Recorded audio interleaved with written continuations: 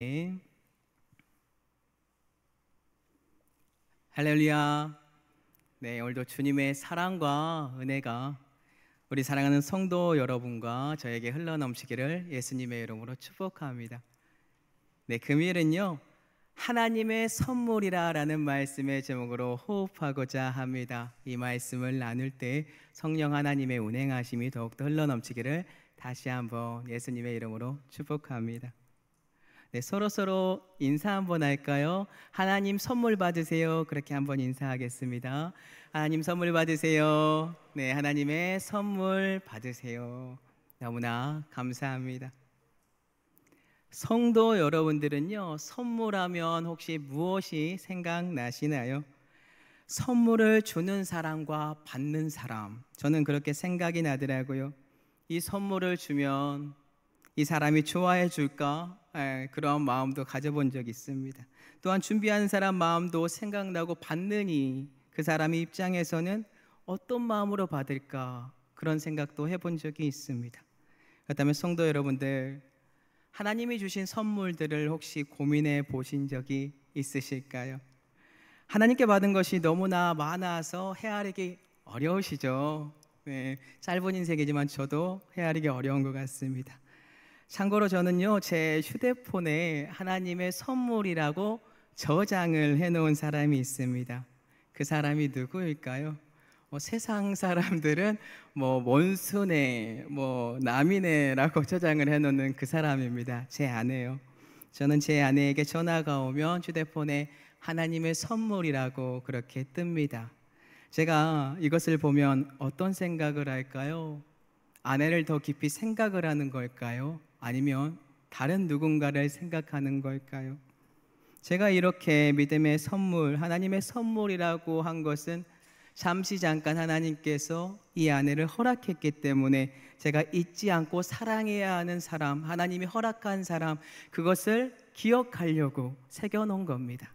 실질적인 풀네임은 하나님의 선물 하트 내 사랑이라고 되어 있어요. 좀 닭살 맞지만 그게 제가 하나님을 기억하고 아내를 사랑하는 방법입니다. 성도 여러분들도 남편, 아내가 하나님의 선물 맞으시죠? 네, 맞으셔야 됩니다. 저한테 더 살아보고 말해라 하시는 분들 분명히 있더라고요. 지금이 좋을 때라고 하시는 분들. 근데 성도 여러분들, 저희 크리스찬들입니다. 남편은 아내를 사랑해야 되는데 더 연약한 그리스도라고 생각하면서 사랑하면 돼요. 왜냐하면 남편과 아내는 하나님께서 주신 진정한 선물이니까요. 자, 그렇다면 하나님의 선물이 참으로 많은데 오늘 바울이 우리에게 전해주고자 하는 하나님의 선물, 이것은 무엇일까요? 이 선물에 관하여 금일 계속해서 하나님의 말씀을 성도 여러분들과 호흡하고자 합니다. 금일 본문에 하나님의 선물은 은혜다, 은혜이며 믿음으로 말미암은 구원이다라고 우리에게 나와 있습니다. 이 밖에도요, 우리는 에베소서에 나온 말씀, 하나님의 말씀에 근거해서 하나님의 선물들을 찾아볼 수 있거든요. 찾아보면 어떠한 것들이 있는지 아십니까? 시간이 좀 흐르긴 했습니다. 근데 제가 이곳에서 에베소서 1장을 한번 전한 적이 있어요. 1장 말씀에서 찾아보잖아요, 하나님의 선물을. 그러면 이렇습니다. 창세전에 여호와 하나님께서 우리를 택하여 주신 것이 하나님의 선물이고요, 우리를 하나님의 아들로 삼아 주신 것 또한 하나님의 선물이고요, 하나님의 은혜의 영광을 찬송할 수 있도록 허락해 주신 것도 하나님의 선물입니다. 또한 우리의 죄를 사하여 주셨고 속량 곧 제사함을 받게 하여 주심으로 지혜와 총명이 우리에게 넘치게 하여 주심으로 하나님을 바라볼 수 있도록 한 것도 하나님의 선물입니다. 그리고 우리가 하나님의 기업도 되게 해주셨고 성령으로 인쳐주사 보증하여 주셨어요. 이것도 모든 것이 하나님의 선물이다라는 것입니다. 왜 이 모든 것들이 하나님의 선물이 될까요? 하나님의 선물은 은혜이기 때문입니다. 에베소서 2장 8절을 한번 볼게요. 너희는 그 은혜에 의하여 믿음으로 말미암아 구원을 받았으니 이것은 너희에게서 난 것이 아니요 하나님의 선물이라. 아멘. 은혜는 그저 거저 받은 것입니다. 우리에게 있어서 어떠한 공로도 없습니다.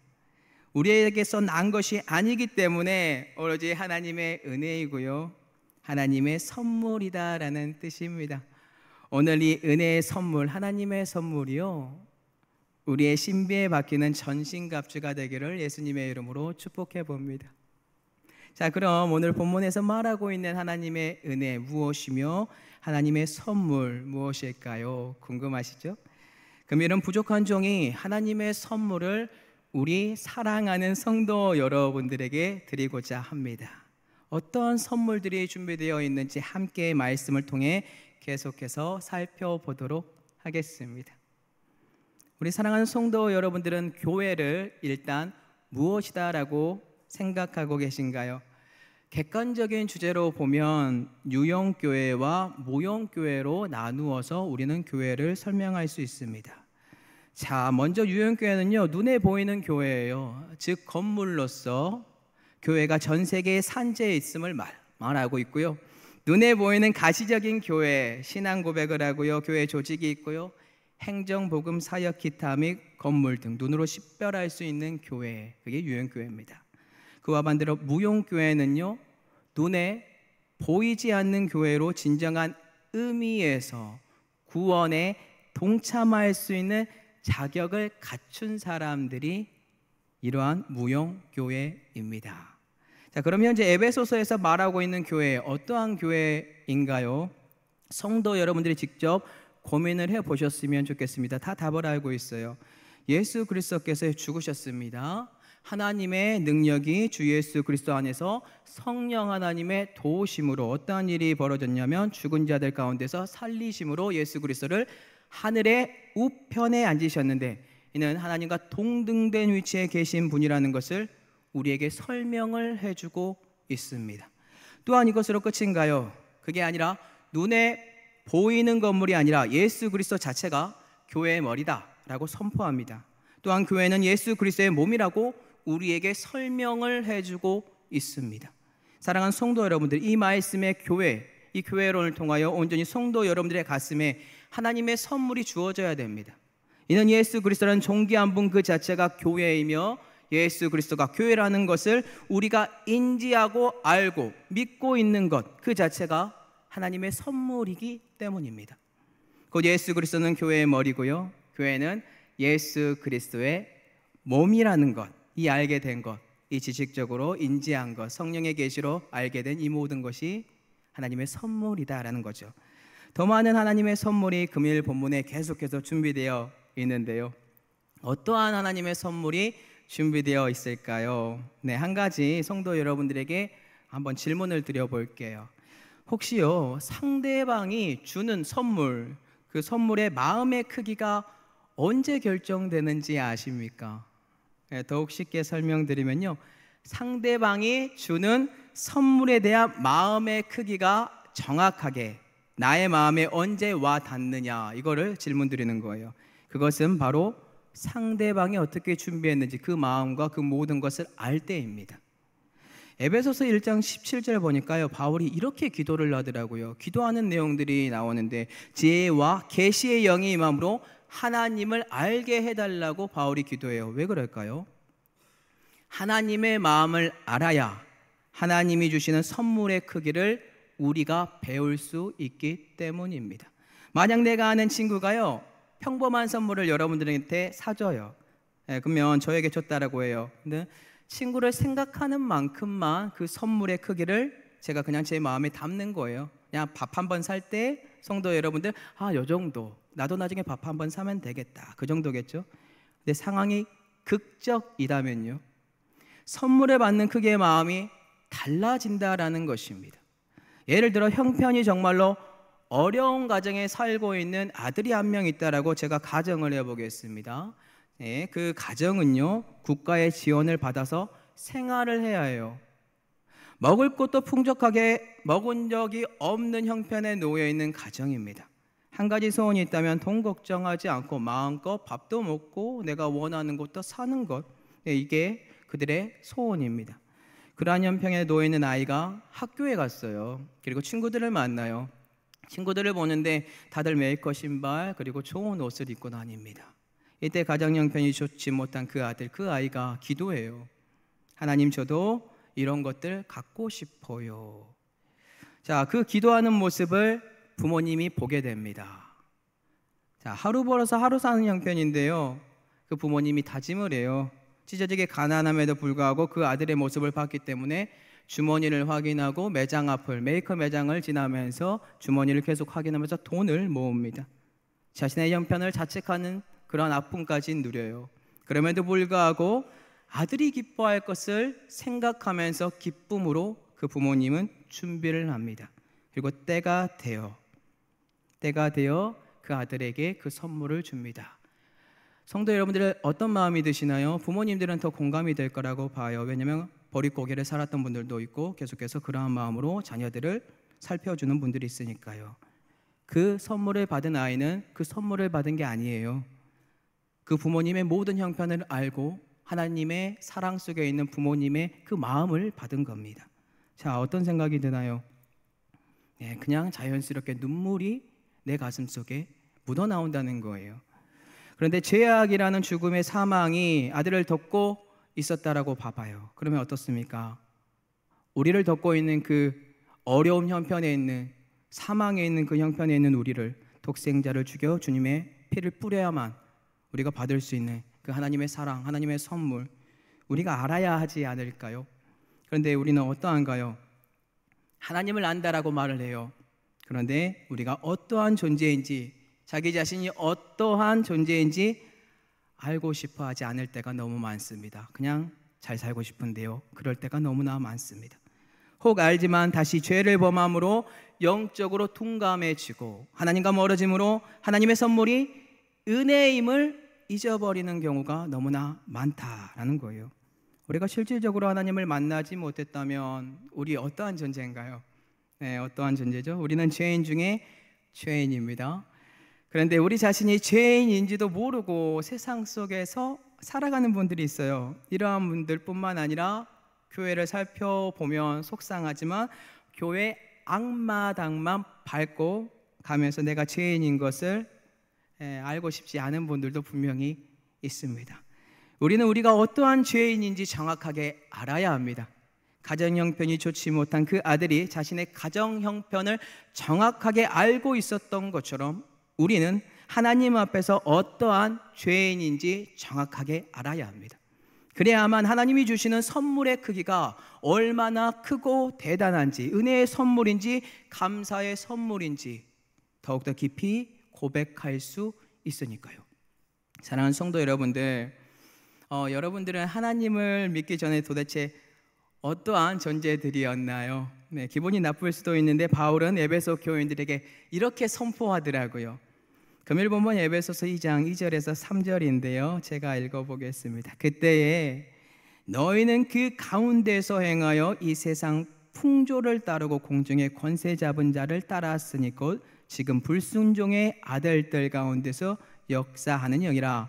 전에는 우리도 다 그 가운데서 우리 육체의 욕심을 따라 지내며 육체와 마음에 원하는 것을 하여 다른 이들과 같이 본질상 진노의 자녀이었더니. 바울이 에베소 교인에게 또한 오늘날 우리에게 어떠한 존재라고 알려주고 있습니까? 하나님의 선물을 받아야 하는 우리의 과거의 모습, 어떠한 존재라고 외치고 있나요? 우리가요, 세상이라는 풍조 따랐대요. 공중의 권세를 잡는 자를 따르는 자들이었대요. 곧 영적으로 죽어있는 자들로서 자기 자신이 죽어있는지도 몰라요. 사탄의 자식이라는 것도 몰라요. 마귀가 나를 끌고 가고 부리고 있다는 것도 모르는 불순종의 아들들이 되어서 그들의 영에 사로잡힌 자들로 전 세계에 뿔뿔이 흩어져 살면서 악함과 악독과 시기와 질투와 정쟁과 경쟁과 싸움을 조장하면서 힘의 원리로 살아갑니다. 지배계층이 되어 사람들을 무시해요. 불순종하는 나라가 되어버렸다라는 것입니다. 그들은 그들의 정욕, 십자가에 죽이지 않아요. 자신들의 욕심을 따라 지내갑니다. 짐승처럼 남의 것을 어떻게 해서든지 차지해야 하는 악한 본성이 그의 육체와 마음을 사로잡아 버렸기 때문에 본질상 진노의 자녀다라는 것입니다. 자, 이러한 자에게 어떠한 하나님의 은혜가 주어졌습니까? 이러한 우리들에게 어떠한 은혜가, 하나님의 은혜가 주어졌나요? 사랑하는 성도 여러분들, 여러분들은 예수 그리스도를 믿기 전에 도대체 어떠한 사람들이었습니까? 뭐 나 정도는 괜찮은 사람이었지라고 고백하는 분들도 있을 수 있어요. 그런데 우리 인간은요, 예수 그리스도가 내 안에 거하지 않는다면 죄송합니다, 그 자체로 악입니다. 악. 사람에게는 선한 것이 하나도 없기 때문에, 전적으로 타락하였기 때문에 악만 존재합니다. 그게 아담이 지은 죄의 결과입니다. 전적으로 타락한 존재가 바로 우리다라는 것입니다. 그러한 존재들에게 여호와 하나님께서 어떠한 선물을 주셨습니까? 금일 본문 1절입니다. 그는 허물과 죄로 죽었던 너희를 살리셨도다. 아멘. 하나님께서요, 허물과 죄로 죽은 에베소 교인들을 살렸고, 오늘날 예수 그리스도를 믿는 모든 성도 여러분들을 살렸다라고 합니다. 우리를 살렸다라고 합니다. 이 얼마나 감격스러운 은혜인가요? 방금 진노의 자녀라는 그 모든 것들을 알았을 때 내 가슴에 얼마나 큰 감동이 오나요? 왜 제가 돈이 없고 형편이 어려운 가정의 아들이 자신이 원하는 선물을 부모로부터 받고 있는 감격한 이야기를 했는지 기억하십니까? 자신의 형편을 알아야만 상대방이 베푸는 그 호의의 크기를 더욱더 많이 알 수 있기 때문입니다. 가난할 때 가난한 자들의 마음이 아니고서는, 심령이 가난해야만 하나님께서 허락하신 천국을 소유할 수 있는데, 그 마음이 아니고서는 하나님이 주신 선물의 크기를 더욱더 깊이 알 수 없다라는 뜻입니다. 심령이 가난하여 천국을 소유한 사람들은 이렇습니다. 세상이라는 가치 없는 것에 관심을 두는 것이 아니라 지혜와 계시의 영이 임함으로 세상이 아니라 진정한 하늘나라, 진정한 세상, 하늘나라를 알게 된 자들로서 자신의 가치가 이제는 예수 그리스도와 함께 교회의 몸이 된 것을 알고 은혜의 시간을 사모하기 때문에 하늘나라인 천국을 소망하는 삶, 그러한 갈급함으로 산다라는 것입니다. 그들은 이미 과거에 자신들의 죄를요, 예수 그리스도 덕분에 십자가 앞에서 처절하게 맛본 사람들이에요. 그 고난의 십자가의 아픔을 가정 속에서 말씀으로 체험한 사람들이에요. 그들은 성령 하나님의 조명하심으로 자신의 과거의 모든 죄를 고백합니다. 회개합니다. 그리고 은혜의 선물을 받게 됩니다. 그 은혜의 선물을 통하여 허물과 죄로 죽었던 자기 자신의 정말로 진실로 살렸다는 것을 가슴 깊숙이 새깁니다. 십자가의 사랑을요. 그러한 사람들이 바로 우리라는 거예요. 성도 여러분들, 사랑하는 성도 여러분들이 받은 하나님의 은혜의 선물의 크기, 그 크기는 도대체 어떠한가요?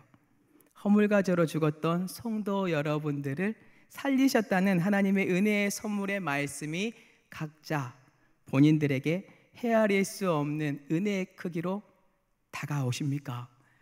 아니면 근처 별로 친하지 않는 분이 준 선물처럼 적당한 크기로 하나님의 은혜의 그 사랑이 다가오시나요? 금일 에베소 교인들은 바울을 통하여 자신들이 어떠한 존재였는지 다시 한번 적나라하게 드러납니다. 그리고 알게 됩니다. 그리고 깨달은 그들은 아마 이렇게 고백을 할 것이라고 저는 봐요. 아, 우리는 세상의 풍조를 따르고 공중의 권세를 잡은 사탄을 따르는 불순종의 아들들이었구나. 우리의 육체의 욕심과 마음이 원하는 것을 행했고 본질상 진노의 자녀들이었구나. 그런데 하나님의 은혜 덕분에, 하나님의 사랑 덕분에, 그 선물 덕분에 이러한 불순종과 진노의 자녀라는 타이틀에서 벗어나 예수 그리스도를 믿어 의심하지 않는 교회의 일원이 되어 살 수 있는 존재가 되었구나. 저는 이렇게 하나님의 선물을 그들이 받았다라고 봅니다. 이들이 이러한 깨달음, 이것으로 끝일까요? 제가 방금 맨 마지막에 구원받은 존재로 끝내지 않고 그들이 교회의 일원이 되었다라고 했을까요? 에베소서 1장 마지막 끝부분요, 교회가 무엇인지 우리에게 알려주고 우리에게 선포합니다. 그것은 바로 우리가 예수 그리스도께서 교회의 몸인 것처럼 예수 그리스도를 믿는 모든 성도가 교회이기 때문입니다. 사랑하는 성도 여러분, 예수 그리스도께서 교회의 머리 되심을 믿으시나요? 사랑하는 성도 여러분들이 이제는 예수 그리스도의 몸의 일원인 교회가 된 것을 믿으시나요? 아니면 아직도 나는 진노의 자녀, 불순종의 자녀들로 남아 있을까요? 예수 그리스도를 믿는 자는요, 성량고체 사함을 받은 자녀들입니다. 죽었다가 부활한 자녀들로서 교회가 된 자녀들입니다. 이 얼마나 위대한 하나님의 은혜의 선물인가요? 다 죽을 수밖에 없는 강도 만난 이웃에게 구원자가 나타나 자신의 값을 주고 구해준 것처럼 사망이라는 죽음의 문턱이 우리 앞에 나타났는데 하나님이 선물의 자리, 은혜의 자리로 우리를 이동시켜 주었는데 이 얼마나 감사한 은혜가 넘치나요? 바울은 1절과 5절 두 번이나요 허물로 죽었던 우리를 살렸다라고 고백합니다. 금일본문 1절과 5절입니다. 그는 허물과 죄로 죽었던 너희를 살리셨도다. 5절입니다. 허물로 죽은 우리를 그리스도와 함께 살리셨고 너희는 은혜로 구원을 받은 것이라. 두 번 강조를 통하여 우리의 존재를 알리고 있어요. 은혜의 크기를 더욱더 강조하고 있습니다. 성도 여러분들이 언제까지 초등학문에 머물러 계실 건가요? 오늘 은혜의 깊은 강가로 더 깊이 들어가 보시지 않으시겠습니까? 하나님의 선물, 그냥 주어진 것이 아니라 긍휼이 풍성하신 하나님께서 우리를 무엇하기 때문에 자신의 선물을 주었다라고 고백하는지 아시나요? 바로 하나님의 큰 사랑 덕분이다라고 고백하는데요, 금일 본문 4절입니다. 긍휼이 풍성하신 하나님이 우리를 사랑하신 그 큰 사랑을 인하여. 아멘. 하나님의 큰 사랑이 없다면요, 여러분들은 이미 진노의 자녀고 불순종의 자녀이며 평생 지옥불에서 사망 속에서 살아가야 하는 존재들입니다. 그런데 우리를 사랑하사 자신의 독생자 예수 그리스도까지 희생함으로 우리를 살리고 싶었던 존재가 바로 우리다라는 거예요. 다 같이 요한복음 3장 16절에서 17절 봐볼까요? 많이 아는 대목인데요, 다 같이 한번 읽어볼게요. 하나님의 사랑이 담겨져 있어요. 하나님이 세상을 이처럼 사랑하사 독생자를 주셨으니 이는 그를 믿는 자마다 멸망하지 않고 영생을 얻게 하려 하심이라. 하나님이 그 아들을 세상에 보내신 것은 세상을 심판하려 하심이 아니요 그로 말미암아 세상이 구원을 받게 하려 하심이라. 아멘. 얼마나 우리를 사랑하고 살리고 싶으셨으며 하나님께서 독생자 예수 그리스도를 우리에게 주셨을까요? 세상을 심판하는 것이 아니라 예수 그리스도로 말미암아 모든 인류가 구원을 받을 수 있는 그 은혜의 통로의 선물을 우리에게 주었다라는 것입니다. 이는 심판으로 얼룩진 세상에 단 하나의 메시아이신 예수 그리스도, 그분을 여호와 하나님께서 우리에게 하나님의 선물로 주었다라는 것입니다. 예수 그리스도로 인하여 우리는 하나님의 사랑을 배우게 됩니다.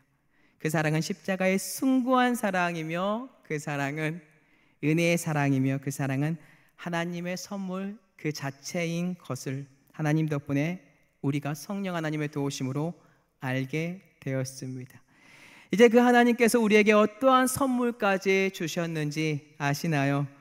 놀라지 마시기 바랍니다. 세상이라는 권위와 비교할 수 없는 은혜의 권위와 위치를 우리에게 하나님의 선물로 주는데요, 금일 본문 6절입니다. 또 함께 일으키사 그리스도 예수 안에서 함께 하늘에 앉히시니. 아멘. 십자가 사랑 가운데서 우리가 함께 죽고 부활하여 살아난 사람들은요, 이제 예수 그리스도와 함께 주 안에서 하늘에 앉아 있을 수 있는 선물이 주어졌습니다. 아무것도 아닌 존재들이 사망이라는 아픔이 넘쳐 종욕이 들끓어 만족함이 없는 존재들에게 주님은 만물의 충만함을 허락해 주셨다라고 합니다. 또한 하나님 우편에 앉아 계신 주님께서 예수 그리스도 안에서 우리를 자신의 아들로 삼아 높여 주셨다라고 고백합니다. 이제 예수 그리스도를 믿는 자녀들은요, 이 땅에 속한 자녀가 아닙니다. 하늘의 시민권을 가진 자녀로서 하늘에 속한 존재들이 되었습니다. 이 얼마나 기쁜가요? 하늘의 권위가 이제 우리에게 주어졌습니다. 지존자의 아들이 되었습니다. 하나님의 아들이 되었습니다. 은혜의 권위가 우리 사랑하는 성도 여러분들 예수 그리스도를 믿는 그 순간 세워졌습니다. 시편 82편 6절입니다. 내가 말하기를 너희는 신들이며 다 지존자의 아들들이라 하였으나 우리는 지존자의 아들들이 되었습니다. 하나님의 사랑 덕분에, 은혜의 선물 덕분에 능력의 아들들로서 하늘에 속한 하나님의 자녀들이 되었는데, 이 또한 하나님의 선물이다라는 것을 꼭 기억하셨으면 좋겠습니다. 그런데 속상한 것은요, 너무나도 귀하고 복된 하나님의 선물로 높임을 받은 우리들이 어떻게 살아갑니까? 어떠한 경우들이 계속해서 벌어지죠? 하나님의 은혜의 선물 잊어버립니다. 자기 자신들이 잘나서 하나님으로부터 구원받은 줄 알고 교만해지고 상대방을 정죄하고 무시합니다. 우리 주위에서 빈번히 볼 수 있어요. 왜냐하면 하나님의 것을 잊어버렸기 때문이에요. 왜 이러한 일들이 계속해서 벌어지냐? 이는 마치 구원이 분명히 은혜였는데요, 행위로 바뀌어요. 행위 구원으로. 율법에서 벗어나지 못하고 말씀을 공부한다 생각하지만 그 말씀에 올가매가지고 율법은 거룩하고 아름답고 참된 거고 선한 건데 내 죄가 마귀로 말미암아 틈타가지고 계속해서 율법적인 걸로, 행위적인 걸로 여러분들을 끌고 갑니다. 금일 본문 8절에서 9절입니다. 너희는 그 은혜에 의하여 믿음으로 말미암아 구원을 받았으니 이것은 너희에게서 난 것이 아니요 하나님의 선물이라. 행위에게서 난 것이 아니니 이는 누구든지 자랑하지 못하게 함이라. 행위에서 난 것이 아닌데 우리는 자꾸 행위 구원으로 바꿔가요. 왜냐하면 행위로 말미암아 구원이 주어지는 것도 아닌데 그것을 잃어버린 자녀들이 많고, 또한 율법주의에 빠지거나 행위 구원에 빠져 사는 경우들이 성도 여러분들 우리 주위에 계속해서 있습니다. 이는 마치 선민사상에 빠진 유대인들이요, 자기들만 의인인 것처럼 다른 사람들을 정죄하거나 혹은 하나님의 구원의 선물인 믿음의 구원을 행위 구원으로 바꾸어 율법 행위를 통하여 구원받을 수 있는 것처럼 거짓된 말씀을 왜곡시키면서 살아가고 있기 때문입니다. 그럼 현재 한국 교회 폐단을 한번 볼까요? 네, 그냥 이 부분은 넌지시 던져봅니다. 실질적으로 정말 소중하고 존귀한 분들입니다. 오해 없으시기 바랍니다. 마치 새벽 예배 잘 나오는 분들, 이분들만 믿음이 좋고 구원받은 자녀들인 것처럼 몰고 가는 교회들이 있고요, 11조와 각종 헌금을 많이 내야만 믿음이 좋은 것처럼 포장하는 교회들도 있고요, 남들이 잘 보이는 곳에서 길게 기도해야만 은혜 받은 것처럼 포장하는 교회도 있고요, 목사님에게 가스라이팅을 당해서 하나님의 말씀보다 목사님의 말에 충성하는 그러한 안타까운 행위들이, 그러한 율법들이 우리 주위에 있다는 겁니다. 오해 마시기 바랍니다. 우리는 하나님께 은혜의 선물을 거저받았습니다. 하나님께서 준비해 주신 선물인 믿음의 구원, 우리는 하나님의 은혜로 거저받았습니다. 이는 전적으로 하나님의 은혜입니다. 만약 다른 사람을 정죄하는 믿음과 행위 구원의 믿음을 가지고 계신 분들 있으십니까? 그것은 그분 자신이 하나님보다 위에 선 겁니다. 자신이 신이 되어 하나님의 심판의 자리에 앉아있는 우상이 되었다는 것을 꼭 기억하시고 돌이키시고 회개하시기 바랍니다. 사랑하는 성도 여러분들, 하나님의 선물인 예수 그리스도를 믿는 믿음은 그러한 율법적인 행위나 교만한 지식으로 만들어지는 것이 절대로 아닙니다. 그저 우리에게 한없이 주어진 하나님의 은혜의 선물이라는 것입니다.